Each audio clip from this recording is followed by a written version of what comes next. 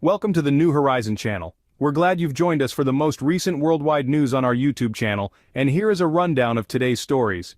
Palestinians have revealed getting a fresh directive from the Israeli military, urging them to relocate from Gaza Strip's north to the south. Non-compliance could be seen as a sign of allegiance to terrorist factions. The directive came as leaflets with the name and insignia of the Israel Defense Forces, IDF, dated October 20th, and was also communicated via voice messages on locals' phones. Gaza, a slim strip of land just 45 kilometers long, is now a hotbed of tension. The swift alert to Gazans concerning Israeli forces' presence in the north poses a real threat to their lives. Ignoring the evacuation order could potentially label them as terrorist supporters. This is an unprecedented move since Israel's past requests for Palestinians to move south did not include such drastic consequences. Palestinians have voiced anxiety about this relocation due to prior air raids in the south. Israel has been persistent in its evacuation orders, reaching out to roughly 1.1 million inhabitants of northern Gaza through phone messages and scattered leaflets. Mr. Anami and his grandson Raz received a call from an IDF official, instructing them to pack up and head south immediately. When Anami inquired about a secure route and exit timeline, he was told to leave as fast as no additional guidelines were given. The Anami family embarked on their journey during the night, seeking refuge with relatives in Deir al-Balah, a city outside the evacuation zone. An unfortunate incident at Al-Anali Hospital in Gaza led to 471 deaths and 342 injuries, as per the local health department. Post the disaster, the Israeli government requested the evacuation of Al-Anali Hospital residents in northern Gaza. The hospital was aiding more than 400 patients and providing shelter to around individuals. The Palestinian Red Crescent Society has called for immediate global intervention to avert another catastrophe like the Al-Anali Hospital tragedy. Contrarily, the IDF attributed the attack on Al-Anali Hospital to the Islamic Jihad, a militant group. IDF spokesperson Daniel Hagar stated that their radar system tracked missile launches from Gaza to Israel, one of which they believe attacked Al-Anali Hospital. However, Palestinian media and a host of regional analysts say the Israeli Air Force perpetrated the attack, arguing that Gaza's armed groups lack the firepower to cause such widespread damage. October 22nd, the Israeli military escalated its airstrikes on different targets in Gaza, causing widespread destruction and leading to over 200 deaths and hundreds of injuries. As per the evening update on October 22nd from Palestinian health officials, the scale of casualties in Gaza has escalated to over 4,800, with an equivalent number of fatalities and upwards of 14,000 individuals wounded. In addition, numerous individuals are still trapped under the rubble resulting from airstrikes. Coinciding with the air raids from Israel, preparation for a ground invasion of Gaza is also being ramped up by the Israeli military, with the principal objective of eradicating the Hamas militant group. On this same day, Israel's defense minister Benny Gantz highlighted that the ground onslaught in Gaza could endure for a span of 1 to 3 months, all with the ultimate aim of dismantling Hamas. This is tied to the friction on the Gaza-Israel border. Israeli Prime Minister Benjamin Netanyahu made a visit to the Lebanon border on October 22nd, offering words of warning to the Hezbollah movement in Lebanon during a conversation with Israeli special forces stationed in the area. He cautioned that a devastating encounter akin to the summer of 2006 conflict could be on the horizon if the tension continues to mount. Yet, Israel's government head holds the view that Hezbollah may still be undecided about igniting a fresh conflict in the region. The Prime Minister's visit to the Lebanon border occurred shortly after a violent exchange of artillery and missiles between the Israeli military and Hezbollah on the eve of October 21st. This confrontation resulted in 5 Israeli soldiers sustaining injuries, while 6 Hezbollah militants lost their lives. This has been the most brutal encounter since the onset of hostilities on October 7th, which began when Hamas launched an attack on southern Israel, prompting a retaliatory response of airstrikes from the Israeli military. The current tension on the Israel-Lebanon border has raised concerns amongst various analysts, who fear that the situation could spiral into larger conflict with unforeseeable implications for overall Middle East security. As the Israeli military gears up for a ground assault in Gaza, their gaze also extends northwards, vigilant of any potential actions by Hezbollah across Lebanon's border. Hezbollah, translating to Party of God, was founded in the early 1980s amidst the Lebanese civil war.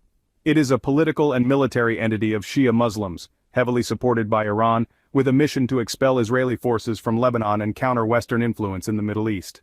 Unease often colors the ties between Hezbollah and Hamas. Originating from the Sunni Islamist movement, Hamas is ideologically distanced from Hezbollah, rooted in Iran's Shiite Islamic revolution. The two factions have clashed, most notably during the Syrian conflict when Hamas did not back Syrian President Bashar al-Assad's regime. Nevertheless, both groups and Iran's security cadre continue their dialogue. Their unifying factor is their shared opposition to Israel and against any normalization of relations between Israel and Arab or Muslim states. While there's no concrete proof, observers suspect Hezbollah's hand in the Hamas-led attack on Israel on October 7th. A recent video portraying Hezbollah fighters training with sniper rifles and skateboards in Lebanon's mountainous territory potentially underscores their might. Significantly, Hezbollah wields long-range missiles capable of targeting virtually anywhere within Israel, bypassing defense systems to devastate critical structures and populated areas. Israel's recent airstrikes on Syria might be an attempt to disrupt Hezbollah's supply routes from Iran. Some experts argue that Hezbollah, despite their determination to annihilate Israel, are loath to gamble their extensive political and commercial stakes in a full-scale war. However, others believe that Hezbollah has always aimed for a restrained, short-lived conflict to evade something bigger.